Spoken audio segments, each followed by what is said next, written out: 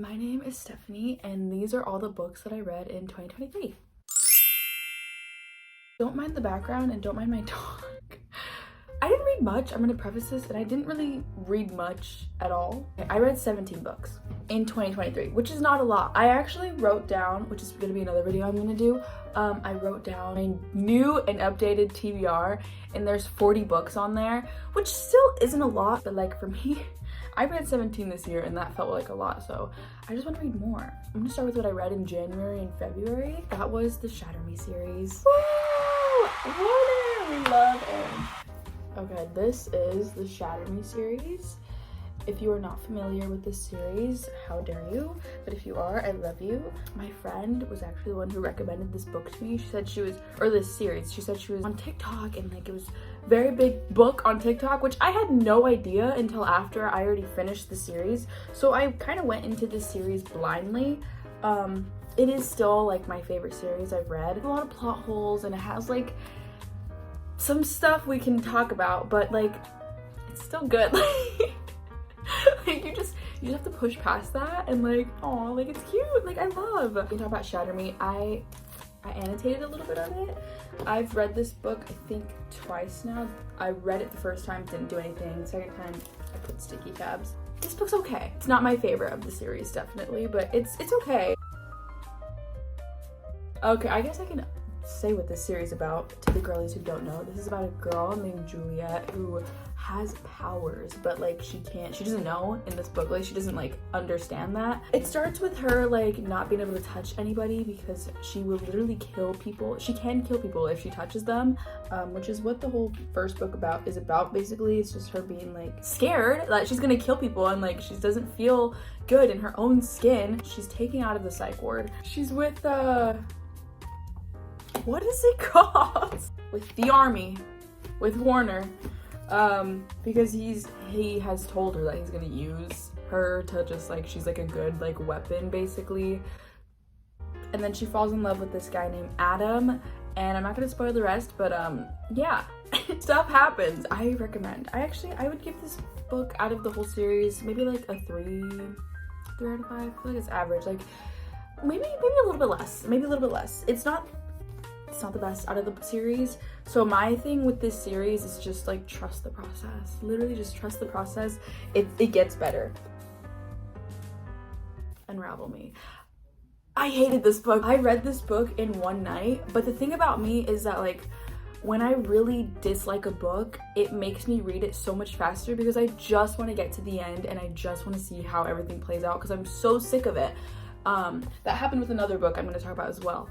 But I hated this book. But it's weird because this was the book that it took me the fastest to read. And I think it's the biggest. It's one of the biggest in the series. Oh, actually it's not that big. It has 460 pages. It feels big. Maybe the print is just really huge. I don't know. This book, she is, I don't want to spoil. I feel like I can't spoil it if I talk about, I guess, okay, spoiler alert. Like these are spoilers. Here's my thing. If you want to read this series and you're like thinking about it, but you don't want to push forward, but you just want to, Aaron Warner. And that's all. Spoilers ahead, Juliet has now gone to a new resistance group called Omega Point, where after she ran away from Sector 45, not Sector 45, what are they called? The base, I guess, after she ran away from Warner's base with Adam, jumped out of a window. They went to Adam's house, and then Kenji, love Kenji? That's another reason why you should read this series. Took them to Omega Point where a lot of people are actually like Juliet and they have powers and they're trying to take over. Me realizing that I don't know how this book goes. I don't know, this book is a blur. I literally didn't read it because it was like I read it but like I blocked it on my memory. It wasn't that good. Ignite me! There's actually a sticky note in here because I was just rereading it for like the 4th time. This book is my favorite. I think it's everyone's favorite. It's a fan favorite out of this series. This one and the novella, Believe Me, Ignite Me, is so cute. So another spoiler ahead. Juliet got shot by Anderson. We don't like Anderson. No one does. This book is Juliet deciding that she genuinely wants to fight back and she wants to become the leader of Sector 45. Like she just wants to like overtake everybody. I love this book so much because the Warner and Juliet content in this. It's just, I think that's why I didn't really like Unravel Me. It's because like we don't really get much Warner content. It's a lot of Adam. Gross. Moving on, I don't want to talk too much about this series because I'm gonna do like a whole hour-long video about it. Here we have Restore Me. I actually have no memory. So Juliet believes she killed Anderson, right? And Juliet is finally with Warner officially, and it's very cute. And then Juliet realizes that it's a lot of work becoming a leader. So a lot of this is her figuring out how to become a leader because she was kind of like failed. Like she was literally like thrown to the wolves and like had to figure out how to lead a whole sector by herself. This book is okay. We find out a lot of lore in this book actually. Defy Me. I also don't remember that. Honestly, a lot of the books were just filler books. I remember Shatter Me and Ignite Me and Imagine Me. I don't remember this either. I'm pretty sure this is when Juliet finds out the lore. Because Warner knew the lore. Warner found out the lore in Restore Me. And Juliet finds out she has a sister. Who's very powerful. Defy Me. We can give her a 3 out of 5. She's needed. She's needed for the plot. She's needed for the lore, but we can do without. Well, we can't do without. Imagine Me. I'm giving this a 4 out of 5. 4. We're not doing points. I'm just gonna do 4. This is when after everything happened between Juliet finding the real identity of herself and Warner and her sister and her parents, she runs away with Warner and Kenji and like all the girlies to another resistance group, which is the leader of Omega Point. His daughter runs this group. It's just called the Sanctuary. Okay, so they fled to the Sanctuary, and it just becomes disastrous. Juliet is found yet again, and she is needed in order to take the place of her older sister, which her older sister has been in like an aquarium. She's like a fish by now. They've completely altered her, and by they I mean Juliet's parents. I don't remember their names. She's gonna die. She's actually gonna die if they continue, so they want to replace her with Juliet. But that no one wants that to happen. So they trap Juliet. Towards the end, Warner, Kenji, all the girlies come and get Juliet, but she's brainwashed by this point. Anderson has taken her, brainwashed her, made her his own soldier, and it's a little silly because like there's things in there you just have to read. She's like brainwashed. She doesn't understand like the past until Warner literally like it's like those cringy like it's just you and me. It's just you and me. He literally does that to her, and then she like remembers everything, and then she kills her sister. She doesn't want to, of course, but she kills her sister, kills everybody with just her powers, by the way. Kills everybody in Oceania, and they all die. Literally everyone dies, besides like obviously like her and Warner and all the main characters. And then her and everybody go back to the Sanctuary, and that's where they stay. And it's safe, that's the end. That's the end of the story. She had to kill her sister because her sister was ruining the world. Not by choice, it was literally by force. They were using her sister to just like destroy the world. And now that her sister's gone, like the world is no longer being like warped. And everyone lives happily ever after. I love this book. I'm not sure we get too many love scenes between Warner and Juliet. I don't think we get like barely any, which is okay because it's not really needed for this, which is why we have the novellas. I read these within like a week, I think. It didn't take me too long. I didn't read anything in March, okay? I'm sorry. April, I read 5 books in April. Okay, so the first book I read in April was Twisted Love. I will give this book a 2 out of 5. It's not that good. If you are a sucker for like a good Wattpad romance, this isn't a Wattpad book, but if you are a sucker for like those like cheesy tropes, like these like literal Wattpad tropes, like this book is for you. I am a sucker for a good Wattpad book. I don't mind. Oh, it's Brother's Best Friend. And I guess, yeah, Enemies to Lovers. Right, I forgot about this book. I'm not gonna go too much into this book because I honestly don't remember it. I'm not gonna go into the tea about this book, but I would just give it a 2. Okay, I feel like now I'm like refreshing my brain on what happened in this book. I think I read this in one day. It's okay. I'm still finishing this series. I know there's 3 other books in this series, and I'm still on the second one. I started the second one in June, and I haven't picked it up. I got like 100 pages in. Mainly because I got really busy during the summer, but I also just like, I don't know, it's taken me a while. But my thing is like, I usually don't purchase the rest of a series unless I read the first one and I like it. But this was the one series where I purchased all of them in full because I saw so many good things about it on TikTok, and I was like, oh, this is really good. It's okay. This is like Grumpy X Sunshine, Brother's Best Friend, Enemies to Lovers, a little bit of that. Isn't he like super rich or something? I'm pretty sure he's like really rich. I'm not sure though. It was okay. This book was okay. And then I read The Spanish Love Deception, which I don't have with me physically. I did have the book, but then I annotated it and sent it to my friend who lives in a different state. So I don't have that book physically, but I think that is my favorite book. I am a sucker for fake dating. I literally don't know what it is. Like, it's the same thing every time, but like every book that I read that has fake dating, it just like becomes one of my favorites. I would give it a 5 out of 5, I think. 5 out of 5 stars. It's so good. Like, it's just like funny. Like, I love a good like rom-com book, and it's definitely one of those. The tropes are, I would say, fake dating, of course, enemies to lovers, workplace romance, forced proximity, like the one bed. But I mean, the one bed isn't that like a major part in the role, but I would say pretty much those tropes. Lena and Aaron. Oh my god. If they're named Aaron, like, I'm just gonna fall in love. My thing though is that I really wish they had some of the chapters in Aaron's perspective. It was just straight, like, I love a good dual POV. This one was just Lena. After The Spanish Love Deception in April, I also read The American Roommate Experiment, which is, oh, it's so cute. I would give it a 4 out of 5. I would say the main trope is forced proximity.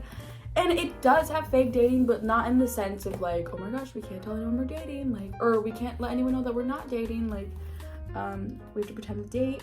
It's in the sense where she's an author and she's like very much writer's blocked because she hasn't experienced a lot of love. So she takes Lena's cousin, his name's Lucas, and they go on dates together. Like fake dates, but like dates just so she can like have material to write in her book. And it's so cute. I read this book so fast. This book is really good. I reread the Summer I Turned Pretty series. I reread them because I had to refresh my brain because the second season came out. I feel like To All the Boys is like Jenny Han's better series, but this series is still good. I just really hate Belly as a character. I really don't like her. Like in the show, she's actually more tolerable. So like if you haven't read these books and if you think you hate her in the show, I'm not sure I recommend these books because she's so insufferable. Like, I just really don't like her. I would give the first book, none of these tropes are really my kind of thing. Like, I really don't care for a love triangle, especially between brothers. I really don't care for that. Summer Turned Pretty, I would give it was cute. I would give it, I would rate this a 3 out of 5. That's nothing too special about it. I think my favorite in this series is probably the third one. It's Not Summer Without You would probably, I'd give it a 4 out of 5. It was actually really interesting. I don't know. I just read these books so fast. I read this whole series in one day. Reread. I read these books like a couple years ago. We'll Always Have Summer. I'd give it a 4 out of 5.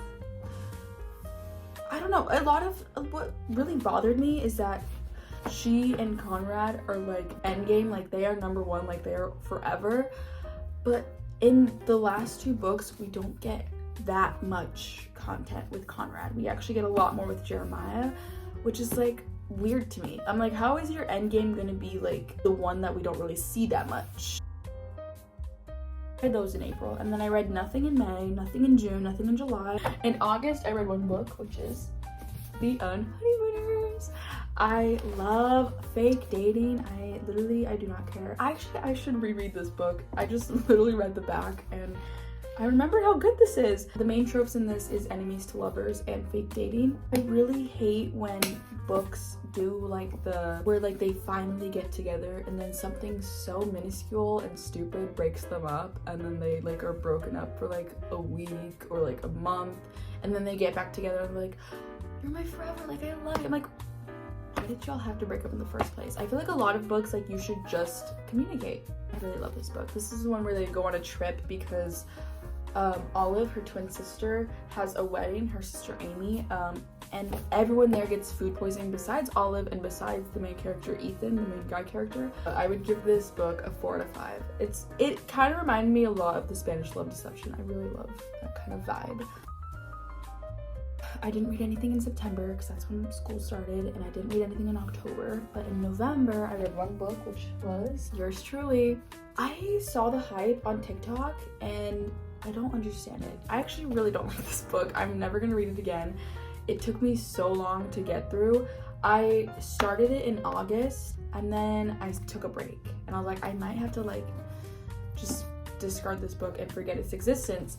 And then I picked it back up in November, and then I read it in one day, which this was one of those books where it's like, I hate it so bad, I just need to get through. I loved the beginning, like when they were sending letters together, that was really cute. Bree and Jacob, I just hate how they both, I mean, Jacob literally has anxiety, so like it makes sense, but like they both dwell on like one thing. She thinks that he doesn't want her because he's still like hung up on his ex, which is why he needed a date to his ex's wedding. And she's like, well, I think he still loves her, and like he's never gonna go for a girl like me. And she just like keeps repeating that throughout the whole book, which it's like, please, like, you are so annoying. Like, just my thing is like literally just communicate, like just talk, like literally just talk. Both of them just like assume the worst, and it's like, I haven't read a book where both of the main characters are just really like annoying. Usually it's just one of them that's like super annoying that I really hate, but both of these main characters really suck. Jacob, I think he's a little less insufferable, but his thing is like, oh, like she's only doing this because like I did something special for her brother, like, oh, she actually really doesn't like me, she's just like returning the favor. Like they're both so like insecure, and then they get together. I'm not gonna spoil because there is like a part in this book towards the end I absolutely hate, and I think the book would have been fine without it, and it caused them to like break up. This book was not, I would say I would give it a 2 out of 5. It's not good. In December, I read this book, Not So Me Cute. I'm gonna do a whole separate series because I actually just finished the 2 other books of the series yesterday, and I'm gonna do a whole other series on this book because, I'm gonna do a whole other video on this series because it's so cute and so good. I'm just gonna say this has fake dating. This is not my favorite book out of the series, but I'm gonna talk about it in a different video. This has fake dating, enemies to lovers, forced proximity, billionaire romance, a little bit of workplace romance. I wouldn't say that much. Pretty much, yeah. I think Lottie and Huxley are so cute. If you want to read, I recommend. Only thing in here is that there are, like, literally one of the only cons is that there are literal, one sec, I'll find one. There are like pictures in the book, and it's like really unnecessary. That's all the books I read in 2023. I'm gonna read so much more. Let me know if you disagree or if you agree. I feel like a lot of my opinions are like not valid. At least like when I talk to my friends about it, they're like, girl, you're stupid.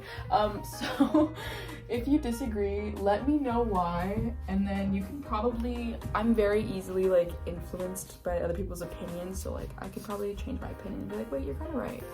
Yeah, thank you for watching. Expect more book videos from me in the future. Bye.